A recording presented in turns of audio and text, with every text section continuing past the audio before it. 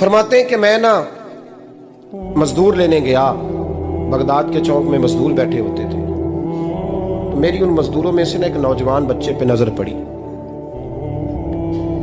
बड़ा कमजोर सा वजूद था, लेकिन चेहरे पर इबादत का निशान था। माथा बताता था कि नमाज का बड़ा ख्याल रखता है। मैं उसके करीब गया।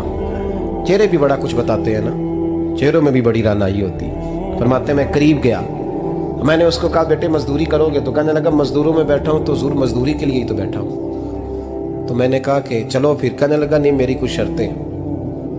मैंने कहा बताओ? कहने लगा पहली शर्त यह है कि लोग 4 दिनार दिहाड़ी लेते हैं, मैं 3 दिनार लूँगा। मैंने कहा यार भाई तो बड़ी बेहतरीन है, बाकी भी इस तरह की रख ले।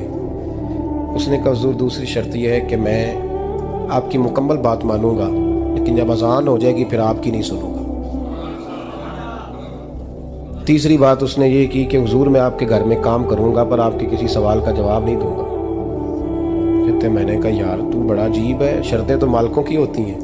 कहने लगा जी बहरहाल मैं शर्तें लगा के जाता हूँ। फरमाते मैं उसे घर ले आया, काम मैंने उसको बताया, तो जो काम मजदूर सारे दिन में करता है ना उसने 2 घंटे में ही कर दिया। हमारे मजदूर सिगरेट पीने में भी तो आधा घंटा लगाते हैं, वो चाय पीने जाएं तो पौना घंटा। वहाँ उनको भी तो दयानतदारी करनी चाहिए कि नहीं करनी चाहिए?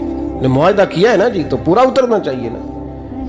कहते 2 घंटे में। अब काम जब बंदा शुरू कराता है तो काम और निकल आता है। कहते काम मैंने उसको और बता दिया, वो करने लगा। उसने मिट्टी निकाल के रखी थी बाहर रास्ते में, तो अजान हो गई जोर की। उसने वहीं कुदाल छोड़ी कही और चलने लगा। तो मेरा बेटा कहने लगा इसको जरा बराबर कर दो। कहने लगा चुप कर जा, तेरे बाप से बात हुई थी, जब अजान होती है तो मैं किसी और की नहीं सुनता, सिर्फ अल्लाह रसूल की सुनता हूँ। कहते मस्जिद चला गया, नमाज पढ़ के आया तो दोपहर का वक्त था। मेरी बीबी कहने लगी इसको को खाना खा ले। कहते हमने कहा खाना खा लो, तो कहने लगा मैंने रोज़ा रखा हुआ, रमज़ान भी नहीं था, नफली रोज़ा रखा हुआ। फरमाते हैं शाम हुई, मैंने 3 दिनार दिए। तो मैंने कहा तेरा नाम क्या है? कहने लगा मैंने आपसे कहा था मैं किसी सवाल का जवाब नहीं दूंगा। कहते वो चला गया। अगले दिन मैं फिर लेने गया उसे, काम कुछ और निकल आए। तो लोगों ने बताया वो सिर्फ हफ्ते वाले दिन आता है। मैंने कहा क्यों? कहने लगे जी वो कहता है मेरा हफ्ते का खर्चा 3 दिनार है, जब 3 दिनार कमा लेता हूँ तो बाकी सारा टाइम अल्लाह रसूल की जिक्र में गुजार दिया करता हूँ। फरमाते हैं जी अगले हफ्ते मैं फिर लेने गया। मैंने पूरा हफ्ता इंतजार किया कि काम उसी से कराना है। मैं जब गया तो मैंने कहा चलो। कहने लगा मेरी शर्तें याद है ना? और मैंने कहा याद है भाई, साथ चल। फरमाते हैं काम कराया, 2-3 हफ्ते वो आता रहा। एक हफ्ते में गया तो लोगों ने कहा हुजूर आज नहीं आया। क्यों? कहने लगे बीमार हो गए। कहाँ घर है? कहने लगे बगदाद के कब्रिस्तान के पीछे जो कच्ची आबादी है उसमें रहता है। फरमाते मैं गया, दरवाजे पे दस्तक दी तो कहने लगा हुजूर आप हैं? दरवाजा खोला है, आ जाइए।